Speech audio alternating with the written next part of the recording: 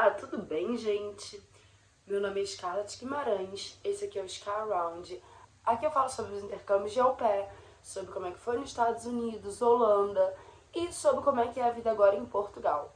Esse vídeo em especial é para falar sobre o intercâmbio de au pair. Faz um tempinho que eu não gravo esse conteúdo aqui e eu vim dessa vez dar umas dicas para conseguir uma boa host family. Então são 10 dicas pessoais de quem já passou por quatro host families. Então, assim, eu tive da pior host family a uma host family maravilhosa. E eu vou pegar um compilado do que eu gostaria de saber antes de ter escolhido as minhas host families, que eu acho que foi o que me ajudou muito a ter uma boa host family na Holanda. Foi eu saber tudo isso. Então, vem comigo que eu vou compartilhar com vocês 10 dicas para conseguir uma boa host family no intercâmbio de au pair. Primeiramente, faça mais de uma entrevista por Skype, por ligação, por videochamada.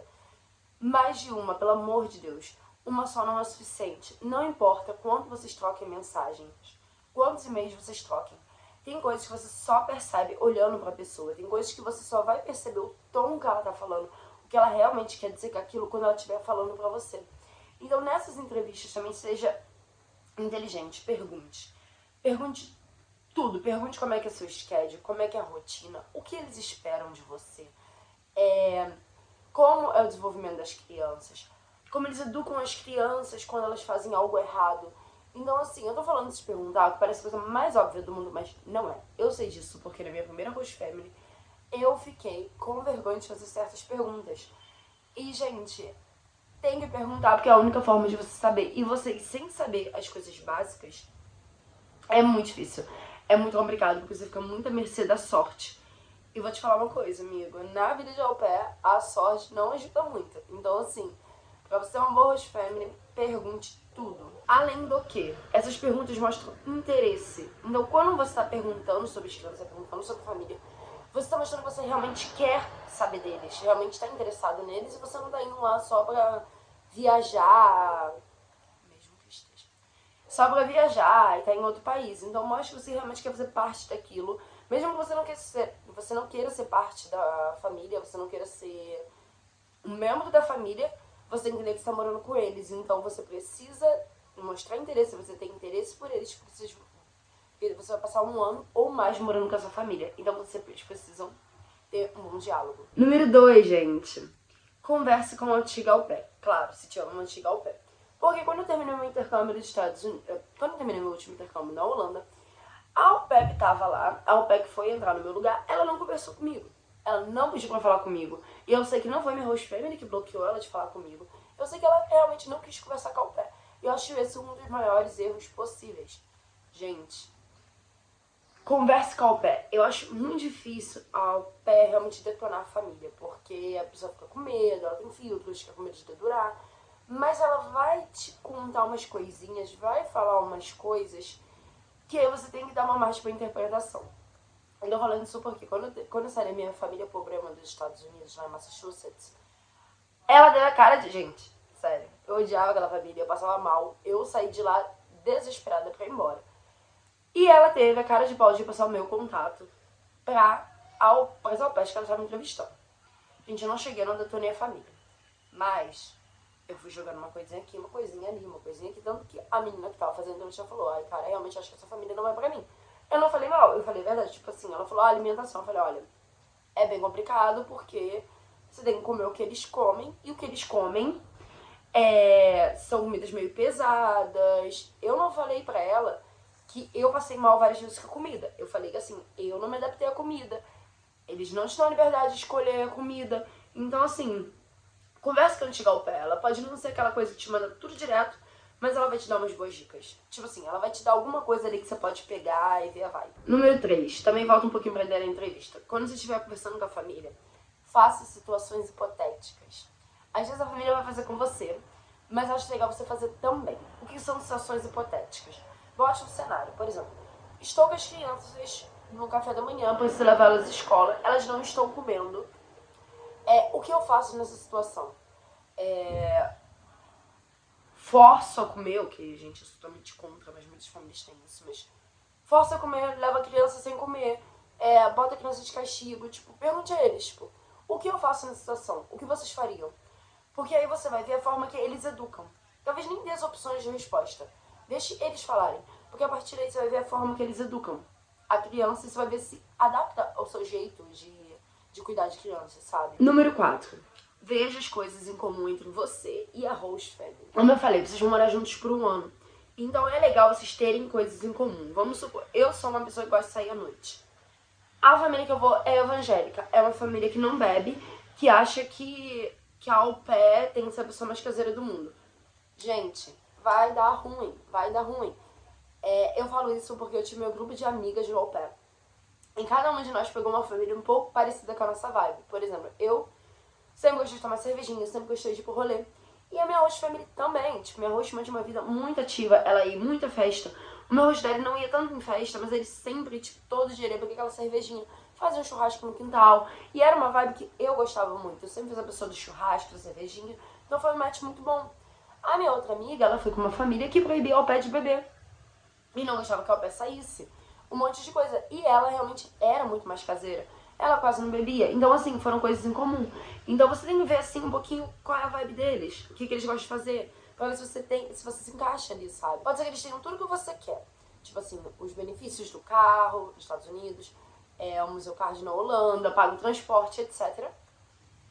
Mas se vocês não vão conseguir ter uma rotina se vocês não vão ter coisas em comum, uma rotina, fica muito difícil essas coisas valerem o inferno que vai ter tua vida. Que vai ser sua vida. Eu sempre brinquei sobre isso quando eu fui pra Holanda, no meu segundo intercâmbio. Eu tive muito menos benefícios que as minhas amigas. Mas eu senti, de certa forma, que era a família pra mim. E quando eu cheguei lá, gente, eu fiz a melhor escolha. Porque se você quiser, você faz trabalho extra, você faz dinheiro, você dá o seu jeito. Mas paz você não compra.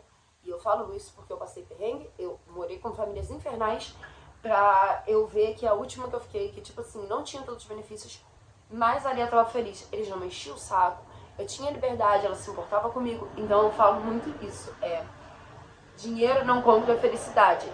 Eu gostaria de estar chorando em Paris, gostaria, mas o que eu tô falando aqui é no sentido do au pair, porque os benefícios que você pode ter com uma família pode não cobrar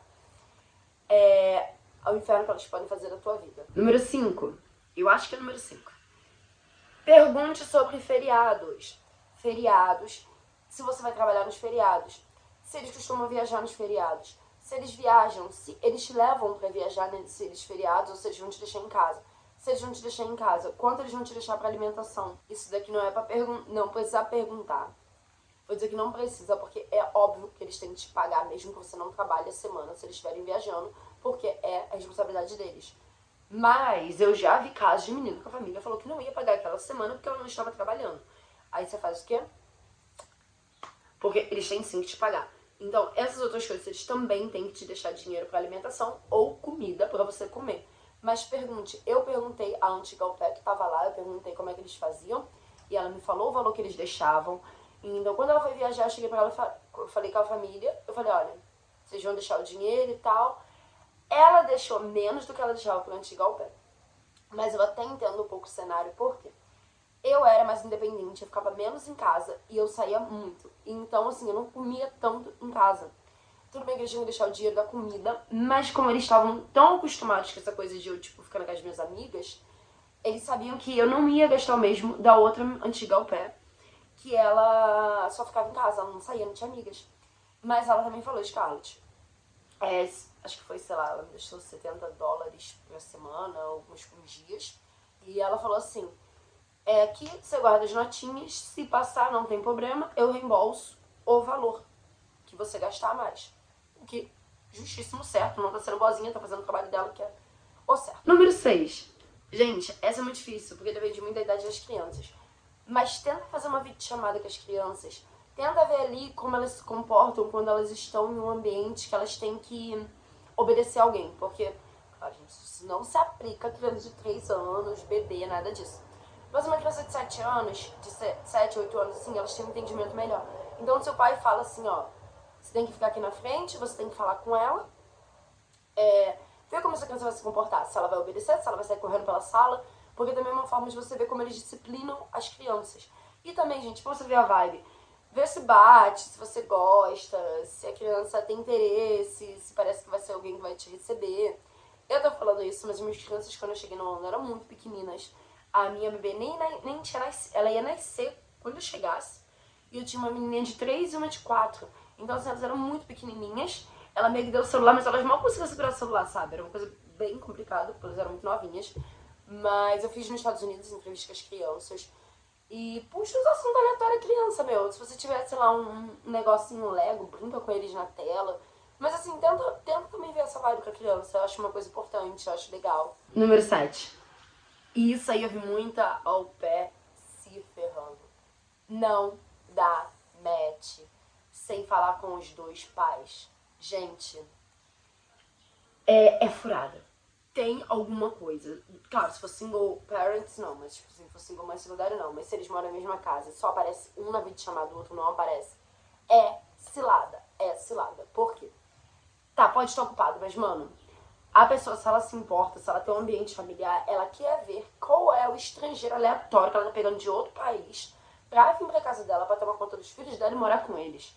Então não tem essa, a pessoa trabalha muito, ela vai tirar 15 minutos daquele dia pra vir no vídeo chamada e ver quem é a pessoa que eles estão levando pra casa deles. Agora, se ela não fez isso, mano, algo tem. Ou a pessoa caga pra família, ou a pessoa nunca tá em casa, ou a pessoa tem algum problema. Eu sei disso porque eu conversei recentemente no meu trabalho, encontrei uma menina que foi ao pé. E ela falou que na entrevista dela, ela só conversou com o pai. Quando ela chegou lá, gente, a mãe era lunática, alucinada, ciumenta. A menina foi expulsa. Acho que a irmã dela foi na Inglaterra, não lembro. Mas assim, a mulher fez da vida dela o inferno. Então assim, tome cuidado com isso. Número 8.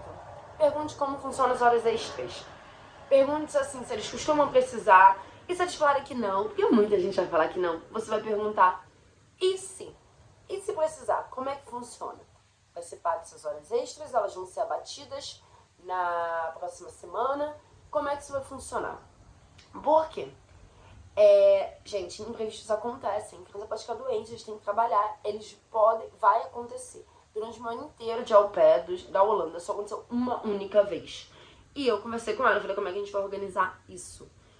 E aí, no caso, ela me pagou as horas. E vai ter família que você perguntando isso, eles vão falar de cara. Nesse grupinho que eu tinha de amigas, uma delas, ela foi dessa host family, exatamente que a host family falou, olha, eu vou precisar de muitas horas extras, então eu quero que você tenha essa flexibilidade. Claro, eu vou te pagar o dobro, o triplo do valor de hora de au pair, mas eu quero que você tenha essa flexibilidade. E ela adorou, porque o objetivo dela nessa época que ela foi fazer era juntar dinheiro. Então pra ela foi, assim, uma boa match. A minha host família era muito da mão de vaca, não pagava hora extra de jeito nenhum. Então ela sempre dava um jeitinho de não pagar essa hora extra, de não fazer hora extra. Mas eu acho válido perguntar assim, porque pode ser que tipo, eles te enfim horário ou não queiram pagar. Então dá uma perguntada, só pra você ter coisas esclarecidas na sua cabeça. Tudo que você puder esclarecer, mano, esclarece. Gente, número 9. Clichê, mas seja sincero sobre você, não minta. Não minta, sabe porque mentira tem perna curta. Eu tive rematch porque eu falei que dirigia bem. Meu primeiro rematch. Eu até tô pensando em fazer, gente, me fala se tem interesse, que eu faça um vídeo. Porque eu tenho um vídeo muito antigo que eu fiz anos atrás de como é que foi meu intercâmbio. E hoje em dia eu vejo muito diferente como é que foi nos Estados Unidos, qual foram os meus erros, qual foram os erros da família. Mas basicamente, meu primeiro intercâmbio eu disse que eu dirigia bem. E eu não dirigia, então basicamente o meu rematch foi por isso. O meu primeiro rematch lá, eu fiquei com uma semana só com a família.